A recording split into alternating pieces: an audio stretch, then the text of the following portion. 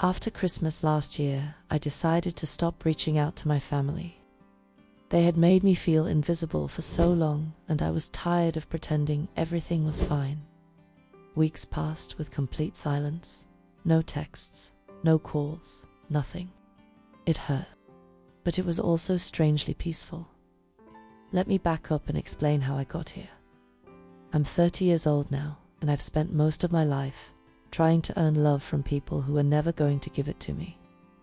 My family, the people who were supposed to care the most, they just don't.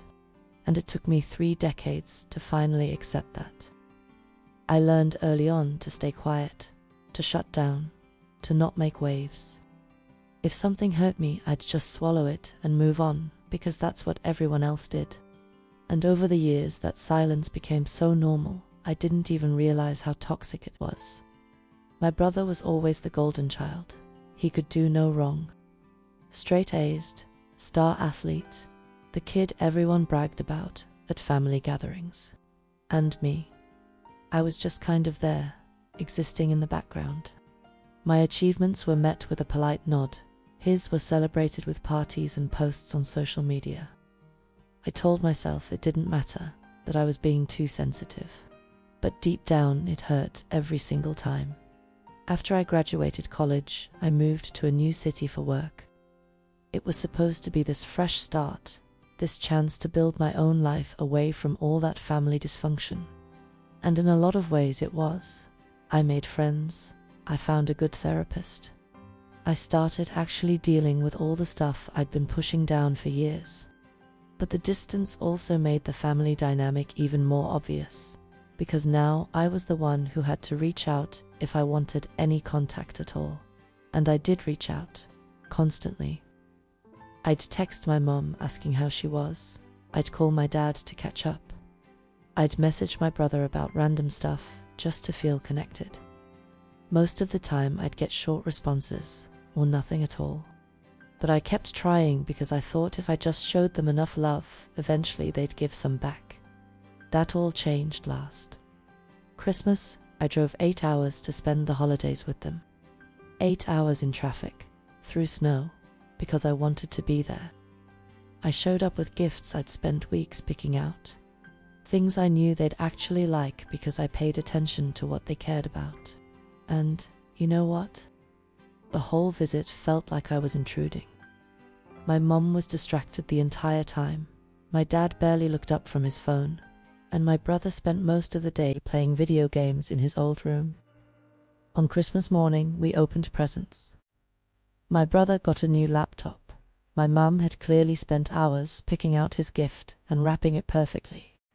When it was my turn, I got a generic gift card and a candle that still had the clearance sticker on it. And I know gifts aren't supposed to matter. I know it's the thought that counts, but there was no thought. That was the point. After I left, I cried the entire 8-hour drive home. Not because of the gifts, but because of what they represented. After 30 years, I finally had to face the truth. They didn't care about me the way I cared about them, and they probably never would. So when I got home, I made a decision.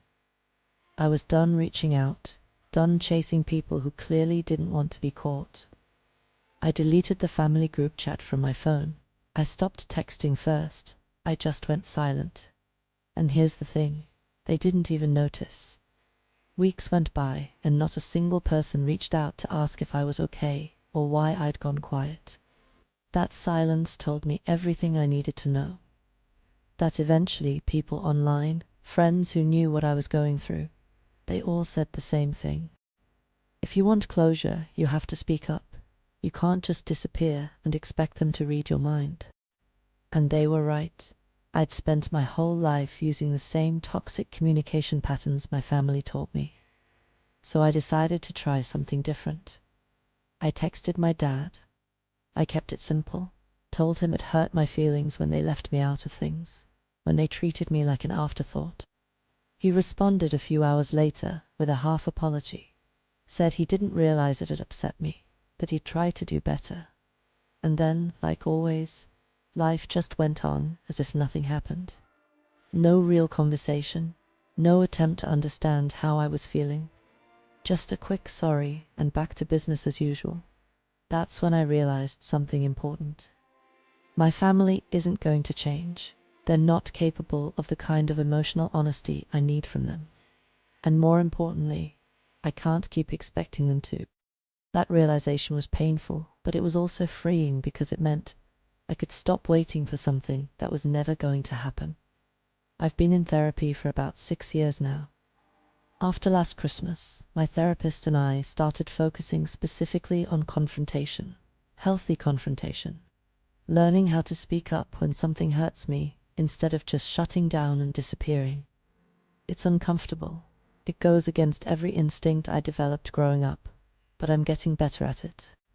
And that small bit of progress, that courage to say, "This hurt me" out loud, that's something the old me would have never been able to do. Fast forward to spring. It was my 30th birthday. A milestone, right? The big 30. I didn't expect a party or anything elaborate, but I thought surely my family would at least acknowledge it. My mum sent a short text around noon, just "happy birthday" with a heart emoji. Nothing from my brother, not even a message. And my dad? He called 3 days later because he forgot. That was the moment it really clicked. They don't forget because they're busy or distracted. They forget because I'm not a priority. And that's not something I can fix by reminding them or trying harder. It's just who they are. A few months after that, I sent out invitations for my grad school graduation. This was huge for me. I'd been working on my master's degree for 3 years, while working full-time. It was one of the biggest achievements of my life, and I wanted to share it with the people who were supposed to matter most. When I told my dad about it, he said, "Can't commit to it right now. I'm waiting to see if something else comes up." Something else, like my once-in-a-lifetime graduation, was just another slot in his calendar that might get bumped for a better offer. I didn't even know what to say to that, so I just said, "Okay," and hung up. My brother originally RSVP'd, yes. Then changed it to maybe a week later. Then just stopped responding to my messages altogether. And honestly, I already knew how that story was going to end. He wasn't coming. None of them were. Here's the strange part though. It doesn't hurt as much anymore. Not because I don't care, but because I've accepted it. My family isn't going to suddenly wake up and love me the way I've always hoped they would. They're not going to show up for me. They're not going to prioritize me. They're not going to give me the emotional support I need. And as painful as that realization is, it's also freeing, because once I accepted that, I could stop waiting for them to change and start focusing on the people who actually do show up for me. The friends I've made in my new city. The ones who remember my birthday without reminders, who ask how therapy went and actually listen to the answer, who celebrate my achievements like they matter. That kind of love feels real in a way my family's never did. I've built a life here that doesn't revolve around trying to earn scraps of affection from people who won't give it. I have friends who feel more like family than my actual family ever did. And when I look back at that old family dynamic now, I don't feel angry anymore, just sad. Sad for them because they're missing out on someone who finally learned to love herself. Graduation came and went. My dad didn't show. My brother didn't show. My mum sent a congratulations text with a generic gif. But you know who was there? 5 of my friends, cheering louder than anyone else in that auditorium. They took me to dinner afterward, made me wear a ridiculous sash that said graduate, and we stayed out way too late celebrating. And in that moment I realized something. Family isn't always about blood. Sometimes it's about the people who choose to show up. Christmas is coming again soon. Last year I cried through it. This year I'm okay. I don't have plans with my family, and that's fine. I'll probably spend the evening with friends, cook something cozy, watch bad holiday movies.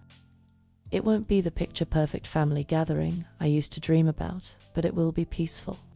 And for once, that's all I need. I'm not going to pretend this doesn't still hurt sometimes.